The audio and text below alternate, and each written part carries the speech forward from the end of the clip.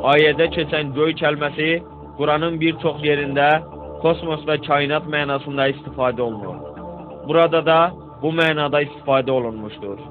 Yəni Quran kainatın genişlenen olduğunu bildirmiştir. Elmin bugün gəldiyi nəticə də budur.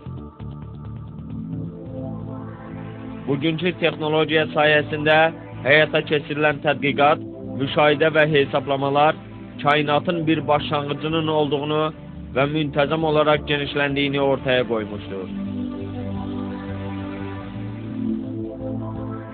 Rus fiziki Alexander Friedman və Belçikalı astronom George Lemaitre 20-ci əsrin əvvəllərində kainatın müntəzəm hərəkət halında olduğunu və genişləndiyini nəzəri olaraq hesabladılar.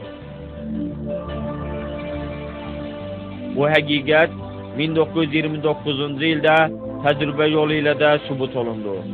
Amerikalı astronom Edwin Hubble istifadə etdiyi nəhəng teleskopla göy üzünü araşdırarkən ulduzların və galaktikaların davamlı bir şəkildə bir-birindən uzaqlaşdıqlarını kəşf etdi.